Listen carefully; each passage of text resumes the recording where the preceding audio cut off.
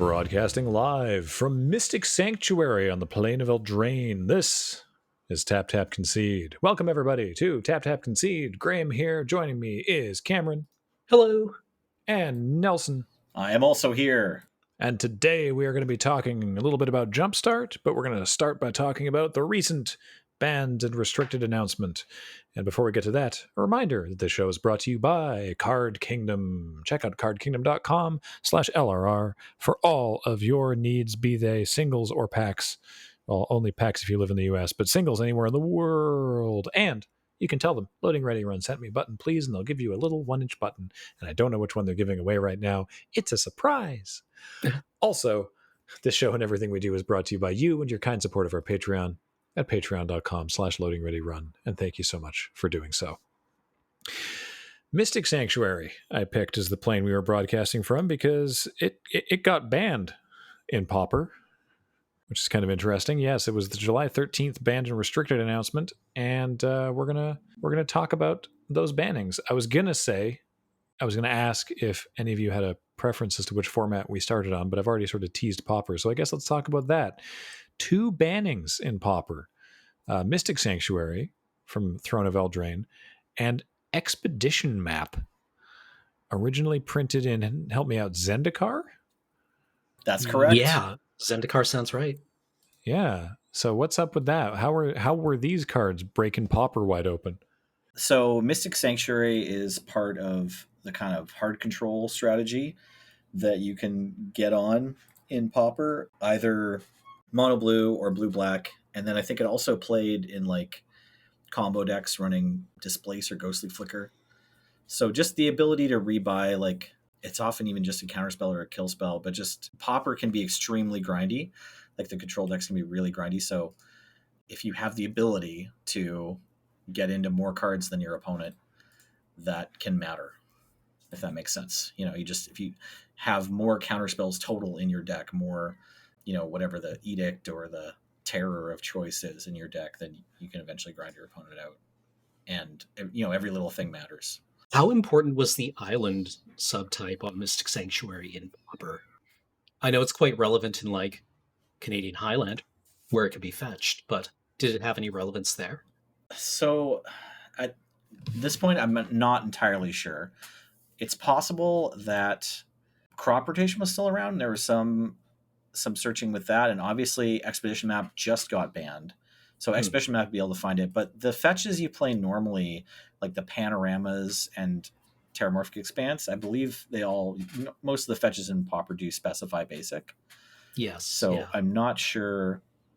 Gush has been banned for a while, I believe, also in Pauper. So I'm not sure how relevant the islands type is. But that's a great question. I'm sure it still matters a bit. There's probably some relevant interaction I've forgotten or missed. Yeah, the Wizards breakdown of this mentioned specifically that last year Gush, Git Probe, and Daze all got banned in Pauper, which led to a big rise in popularity of Tron, which is why the Expedition Map is being banned, because it's like, well, this just makes Tron too reliable. Yeah, absolutely. Tron has been a mainstay of Pauper for quite some time, various different Tron builds, and sometimes it's the top deck.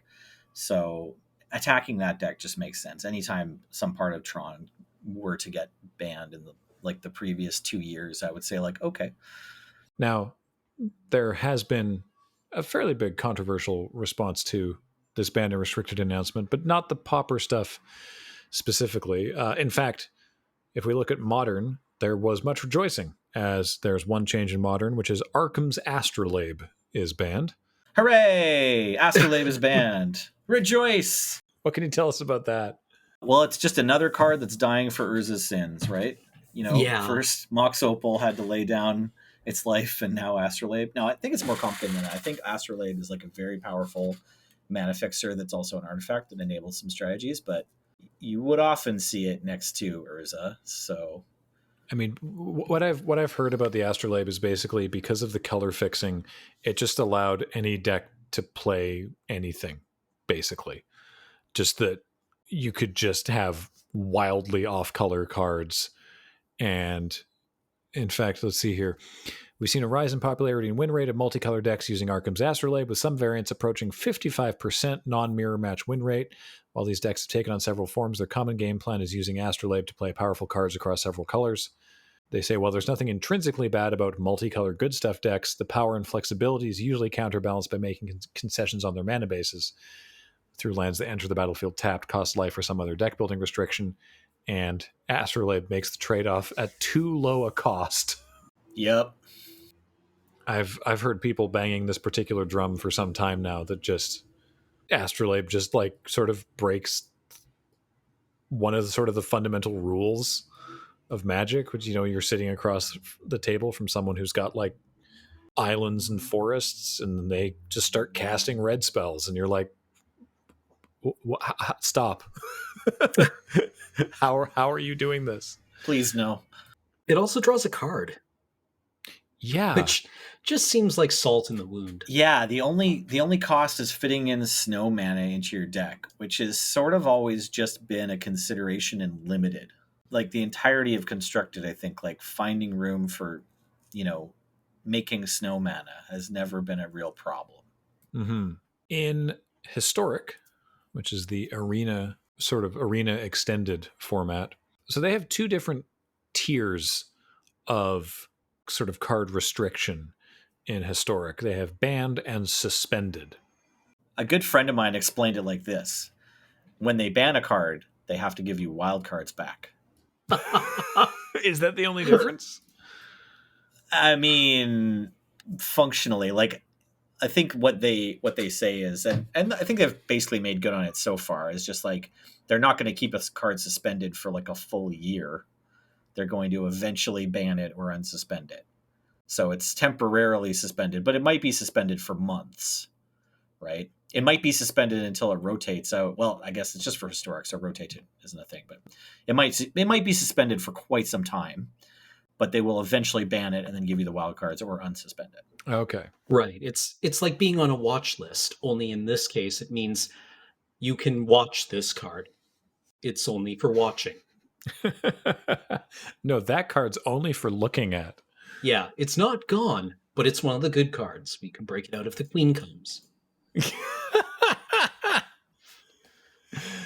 So, Burning Tree Emissary is now on the suspended list. It's now one of the good cards that we can only ever look at, which is funny because it was added directly to Historic from one of the Historic anthologies, right? Like this was not, or was this in Jumpstart? No, it was in Historic Anthology. That's what I thought. Yeah. Okay. Yeah. So they were like, whoops, that was a mistake. Because apparently Gruul Aggro is very good in Historic. And they say it's often been the most played deck. The separation between it and the other top decks has widened significantly in the past month. And after considering the deck and the surrounding meta, we feel like the best card to act on is Burning Tree Emissary because it will limit the explosive starts that deck could have. Now, moving from suspended to banned, these will be familiar names: Agent of Treachery, Winota, Joiner of Forces, and Fires of Invention. Those were all suspended previously, and then they looked at them and went, yep, that was correct, and now they have moved on to a full ban. Yeah. Yeah, so there you go. We didn't have to wait that long for those cards. Obviously, Winota, part of Ikoria, and suspended alongside Agent of Treachery. So not too long. And there's one more card in Historic, which is Nexus of Fate. Did you know Nexus of Fate was still legal in Historic? I did. I found out during this ban announcement because I don't play Historic, presumably because it had Nexus of Fate on ban. So Nexus of Fate doesn't even get to hang around in suspension. Nexus of Fate gets to move right to the front of the line and go straight to being banned. And there was a pretty big clamor from the community for that action. Yeah, that makes a lot of sense. It's a bad card. Well, I mean, it's a good card, is the problem. It's a bad boy card, right? Like it's Michael Jackson bad. Oh, yeah. Yeah, one white glove. Yeah, apparently Nexus of Fate was just seeing a lot of play. And because it's very powerful. It got banned in Standard for the same reason. It's just too good. Well, ironically, I mean, that's how that card kills you. Right? It just sees a lot of play. Just keep casting it. Yeah, Nexus of Fate has been cast more than any other spell in the history of Magic. Somehow. I just keep casting. And the last format affected by this particular BNR announcement was Pioneer. And judging purely from the angry comments I've seen online, and I should clarify, not unjustifiably angry. Sometimes people think I'm being an asshole, but no, I in some cases, this one particularly, the anger is justified. People have been demanding various things be banned in Pioneer because of what people are seeing in that format. And in fact, nothing was banned this round in Pioneer. In fact, Oath of Nissa was unbanned. Now, I don't play Pioneer, but like I said, I've heard a lot of people were really upset about this because they wanted a bunch of things banned. Nelson, do you know anything about any of that? Well, I think people were kind of expecting that a couple of the powerful decks from the last Pioneer Championship, Mythic Championship, or during the Players Tour were going to get attacked, such as Inverter of Truth, or possibly like the Underworld Breach Lotus Field deck. Because I think both have still had a strong win rate. They've been fairly powerful, still have a fairly high rate of play, I think. But I personally haven't played any Pioneer since the pandemic started, so I'm not super well versed. But if you were hoping for a ban and then instead what you see is an unban, it's a little awkward because it's like, well, obviously they paid attention to the format somewhat, right? They are looking, but they didn't do the thing I wanted, so it's frustrating. But yeah, I believe Inverter was the card that had the biggest sort of, target on its forehead. What's that card do again? It's a 6/6 Eldrazi, devoid, for whatever that's worth. It has flying, costs 2 black to cast, and when it enters the battlefield, exile all your cards from your library face down, then shuffle all your cards from your graveyard into your library, and win the game, because you usually have a Jace on the battlefield at this point, right? Or the Merfolk. An Oracle. Yeah. Yeah. So this is just one of the decks that blows away your library and then tries to draw on an empty library. It's kind of a lab man strategy. Yep, that's what it does. And then the mechanically the way the deck plays out is like a blue-black sort of tempo control. So you have, Fatal Push and that ilk, and then you have like maybe some counter spells and a bunch of card drawing. Like I believe you can still play Dig Through Time in this deck. Dig Through Time, another card that we've all been kind of expecting to see banned in Pioneer for, since the beginning of Pioneer. And yeah, so you can just kind of riffle through your cards, select cards you need to pull off your combo while disrupting your opponent if need be. It's a powerful strategy. And occasionally it would also like randomly beat you to death with an Inverter of Truth, which was also like, come on, man. Yeah, it's an undercosted 6/6 flyer. Yeah, with the downside that it wins the game frequently. I mean, bad and limited, but if you have access to any number of the cards that automatically win the game when you draw on an empty library, then as it turns out, that downside becomes something of an upside. I do remember seeing this card playing this limited format and going, oh, what's this? This looks cool. Big flyer. Oh, well, can't play that. Not your style, I guess. Just kidding. Nobody's style, and just until this Pioneer format was invented and Thassa's Oracle specifically was printed. By the way, the reasoning for the unban is that, so Oath of Nissa was one of the first cards they banned in Pioneer because green ramp decks were just super powerful. And they also banned Once Upon a Time, Veil of Summer, and Oko. And then they looked at the metagame again and figured, actually, Oath of Nissa is probably safe here. By the way, Oath of Nissa, I haven't been reading them out every time. Single green, legendary enchantment. When it enters the battlefield, look at the top 3 cards of your library. You may reveal a creature, land, or planeswalker from among them, put it into your hand, put the rest on the bottom of your library in any order.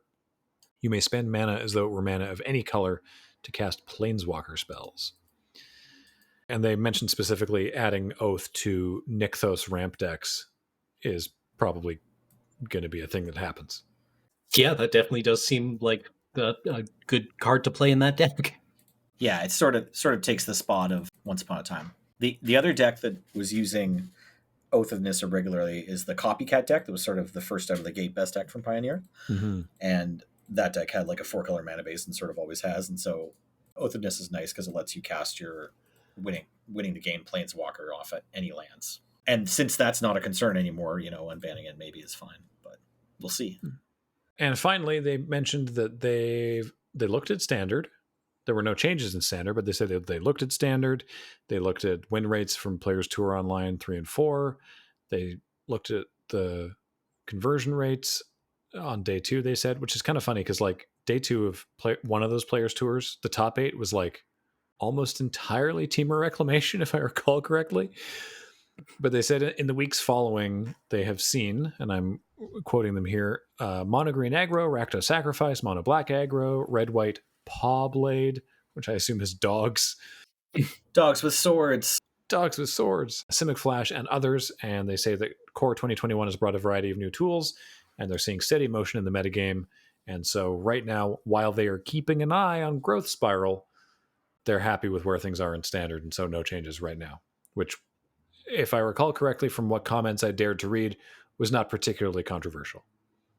Standard seems okay right now. Yeah, like Growth Spiral is like a good card to keep an eye on, right? Oro, I've also heard like, rumblings, but these are good cards, powerful cards, and if the consensus is that it's probably fine, then yeah, that seems about right.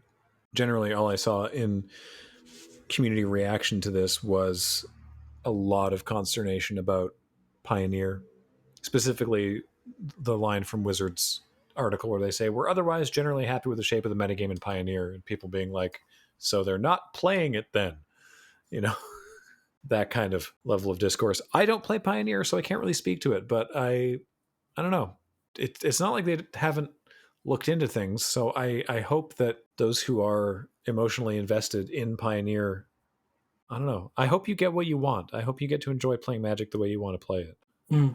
I don't know what specifically you would have wanted to see banned. I think if they banned Dig, that would be okay. Sort of expecting them to ban Dig after this deck was first figured out, but if they ban Dig, that might help. And then if they just ban Thassa's Oracle or Inverter, that might also be satisfying for a lot of players. But again, I haven't played since the time of Paper Magic, so we'll see. That actually neatly takes us to our other topic for today, which is talking about Jumpstart, because Jumpstart, of course, I was very excited to play as a paper product and can't do that at the moment. But they have a pretty cool way that they've got it working on Arena. So Jumpstart, as a reminder, is a paper format with a bunch of reprints, but a whole bunch of new cards. And when you buy a thing of Jumpstart, it's 2 larger than usual booster packs that are themed, and you don't know what the themes are. And you open them up and it'll tell you your theme, and the themes could be creature type based or color based or keyword based or theme based. There's a bunch of different ways that they could be. There's a lot of different packs. And then you take the 2 that you have, you mash them together into a deck, and then that's your deck. And then you fight other people who've played with Jumpstart.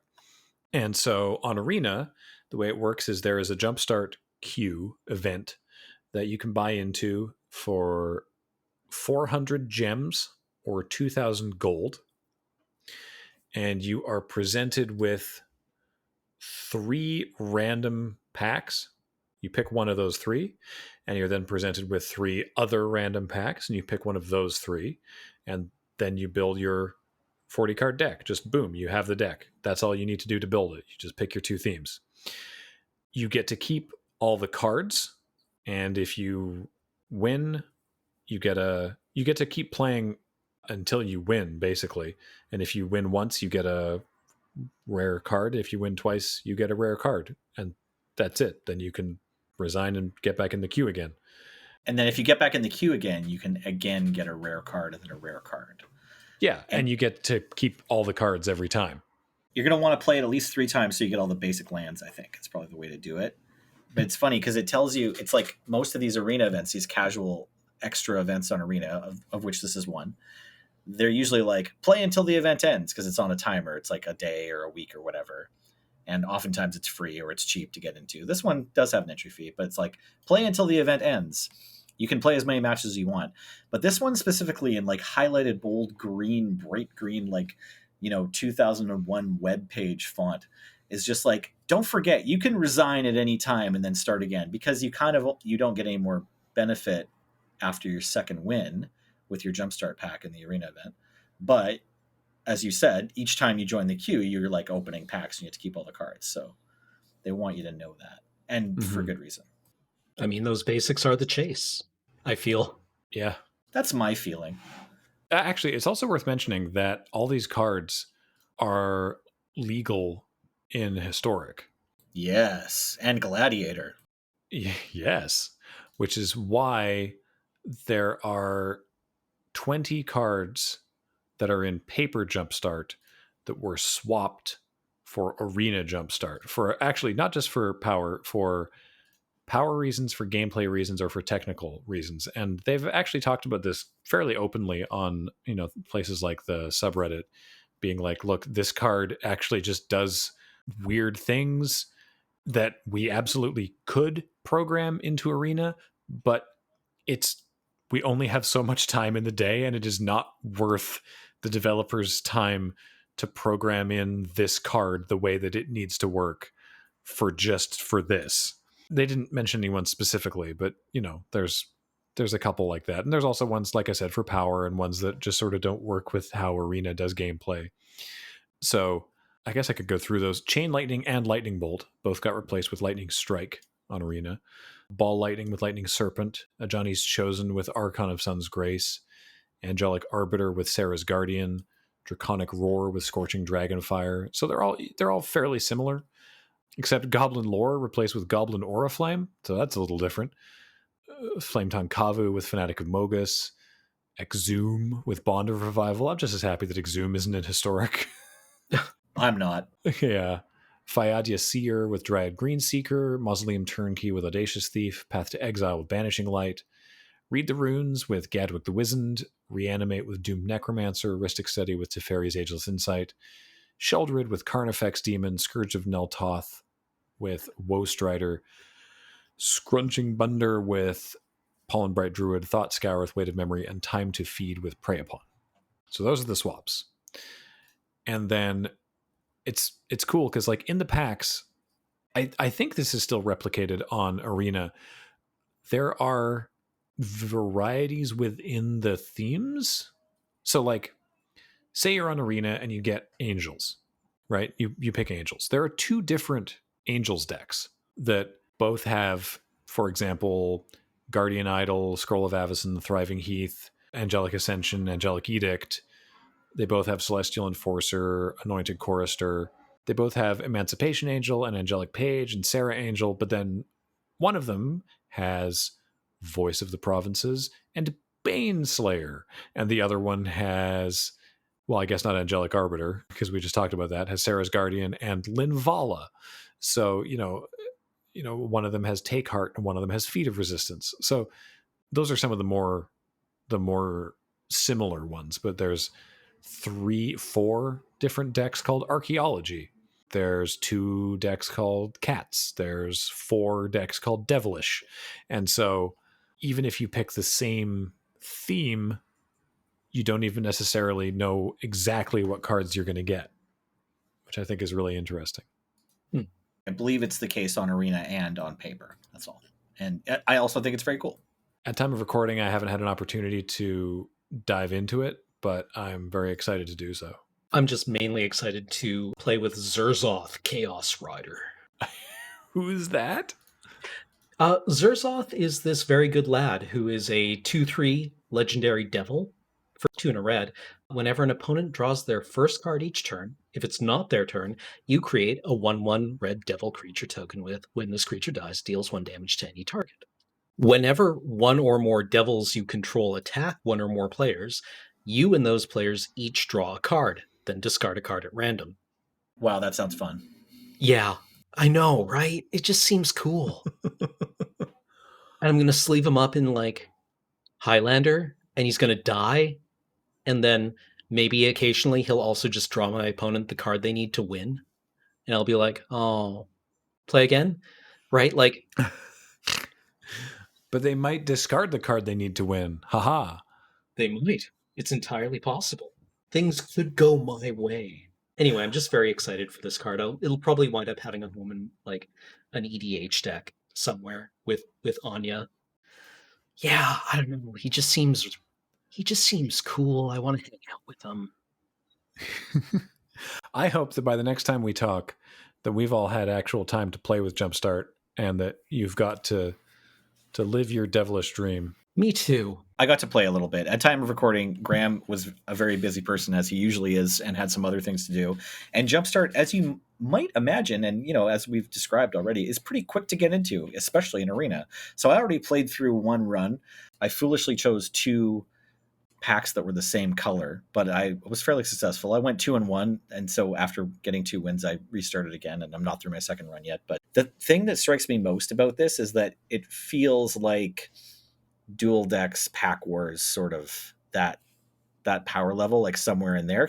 You mentioned Baneslayer, and there's these cool new cards as well, so there are some powerful cards in there, but just a few in each deck, kind of the way that Richard Garfield maybe intended for the game to be played. So I've had a lot of fun so far in the games. Like, I think the feel of playing Jumpstart, like the the limited experiences of it or whatever, has been really fun. So I'm for it. If you can get your hands on getting to get into a game of Jumpstart, I recommend it. All right. I chose smashing and spell casting. And when you play on Arena, it like names your deck off whatever the 2 packs were. And I figured out that that's what the social media team at Wizards whatever has been doing, because one of them's called Doctor, so it's like Dr. Garrick and Dr. Bosry and Dr. Smash or whatever. That's kind of the funniest thing you can do with these deck names. So did it call your deck smashing spell casting, or did it call it smash casting? It called it spell casting smashing, I think. Oh, that's the worst option. Well, I picked the spell casting one first. Yeah. So I would hope to one day play Smashing Under the Sea. Right. There you go.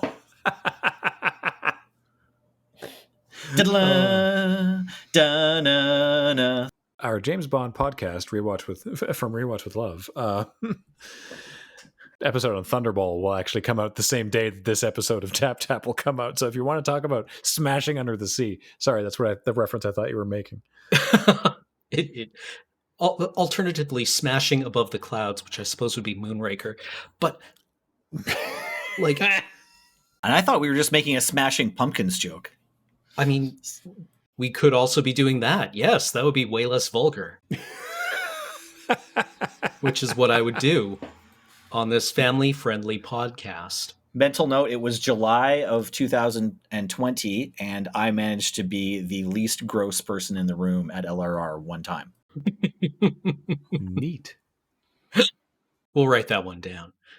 Brief note, Paul brings up that he doesn't think Baneslayer Angel is in Jumpstart, but it is in the deck list, and I think what it is that Jumpstart has all the cards from Jumpstart and some cards from M21.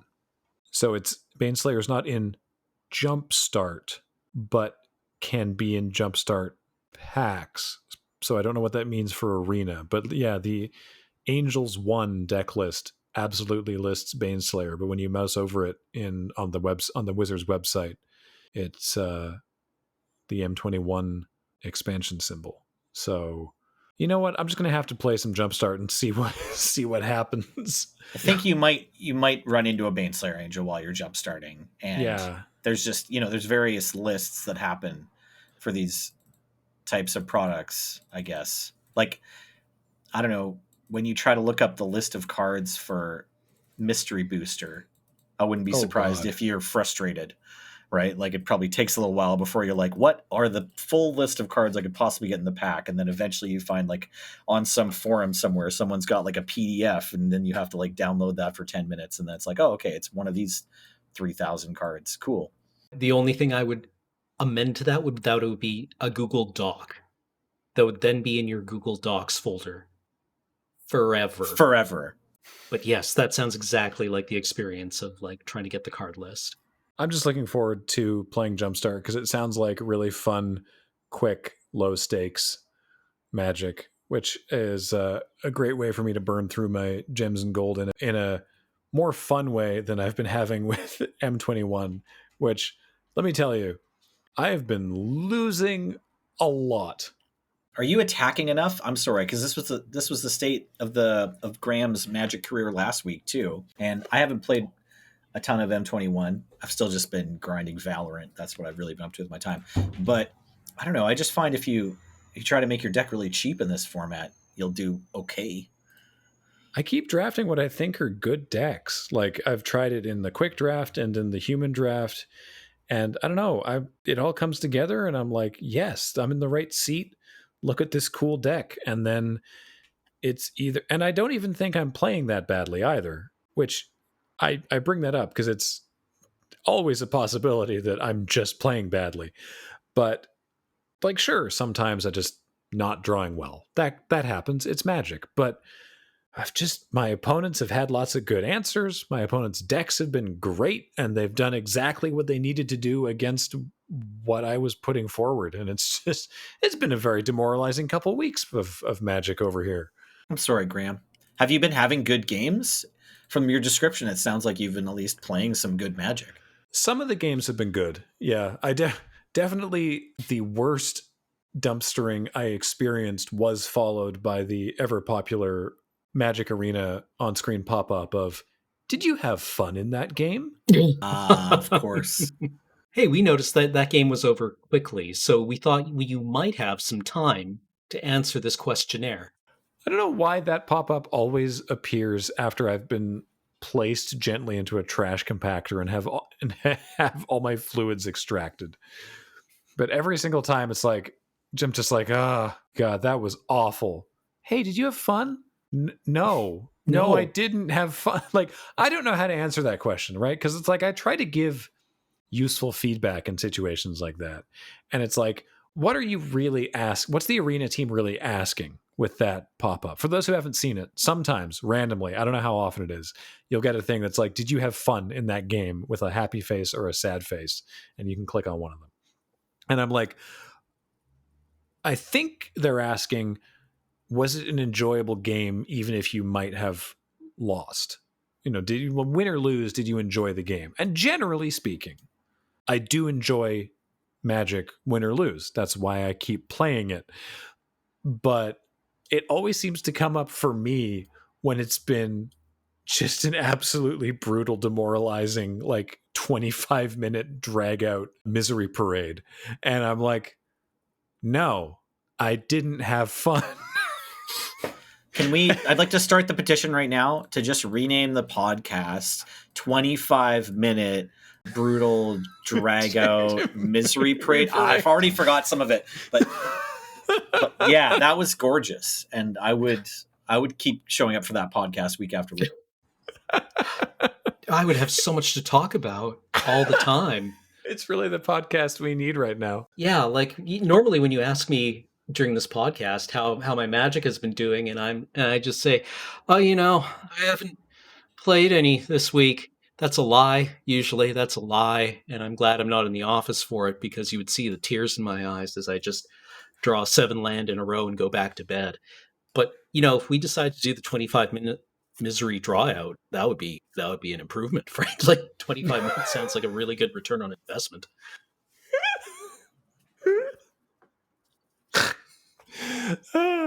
I'm loving it. Or maybe we could just call it like Magic and Other Sources of Misery in My Life. That might be fine too. Beautiful. All right, let me tell you about this experience I had. It had nothing to do with Magic, but I went outside, and that was when everything started going. See, Cameron, you and I were born for this podcast. Yeah. It's like, and I tried ordering a croissant, and it had cheese in it, and it just like, normally that's a fine side grade at worst, but for whatever reason, it just ruined my entire day. Yeah, I tried crossing the street earlier today. It took me like 4 tries. Yep. Cars were just spaced out at that wrong interval. I don't mind having a cheese croissant, but if you think it's a normal croissant and you're not expecting cheese, and I like cheese, that's not okay. Yeah, well, especially if you put jam on it, right? Oh no. Like jam and Gruyere, just I don't know. Maybe like a blackberry, something tart and sharp. But I guess the bad experience I had was I got like a croissant and I opened it up and I was like, that's an unusual smell, and it's weirdly lumpy. I'll try biting it. Oh no. And it was just full of bacon. Oh no. I don't understand. Yeah. Yeah, I don't know. I guess I didn't specify that I didn't want to buy the croissant for men. As the only one of the three of us who eats meat, even and I like bacon. I'm not randy about bacon like some people, but I like bacon. It's not for croissants. Yeah, no, it's way too oily, right? Yeah, it's not a croissant meat. Yeah, it's already like a croissant is already basically a way of buttering air. Right? The French were like, man, I saw Louis and he was just eating spoonfuls of butter. And I get it. We've all had that week, but we got to come up with some kind of pretense. Let's add minimal amounts of flour until it doesn't vaporize in the oven. Right? And that was like the croissant experiment. Adding bacon to that just is like, ugh, you can just rub it on the wall and see through it. It's gross. It's gross. It's not what you want, right? No. I love this pivot, and to our magic podcast. This has been a fantastic couple minutes of podcast, and I'm pleased with all the decisions that brought us here. But I think that probably does it for this week. I'm not sure how we're going to top bacon croissant. Yeah. I mean, apparently with cheddar cheese, probably. Yeah, sure. Let's throw some other stuff in there. Why don't we add some feta and we'll put some chives on too. Yeah, then I don't know, just let's do a spicy maple syrup drizzle on there. Slice that sucker open and put in a couple of leaves of iceberg lettuce. Sure. And a hot dog. Now we're really cooking. Yeah, now we're talking turkey. Unless you add turkey. And then we can wrap it in a burrito and then wrap it in a pizza. And then stuff it all into a chicken. And stuff that chicken right on up into cardkingdom.com, where you can get the best prices on singles anywhere in the world. And if you live in America, they'll even send you packs, unless you want old packs, in which case you can get those anywhere in the world too. If you ask for a button, guess what? We don't know what your button's going to say. I was having a great time just waiting for what I felt was an opportune moment to dive in and pivot to the Card Kingdom promo. And that worked out better than I could have expected. Yeah, we went right from the quastrosity straight into the promo. That was really smooth. Loading, ready, run. We don't know anything about magic, but we're pretty good at segues. This show is also brought to you by you. So check out Patreon at patreon.com/loadingreadyrun. Hey, stay well out there, everybody. It's weird. Yeah. Oh boy, howdy. Thanks for listening. Cameron, thanks for being here. Thanks for having me. Nelson, thanks for being here. Always ask for all the ingredients. Paul, thank you for running the card reader. And we will talk to you all next time. Bye, everybody.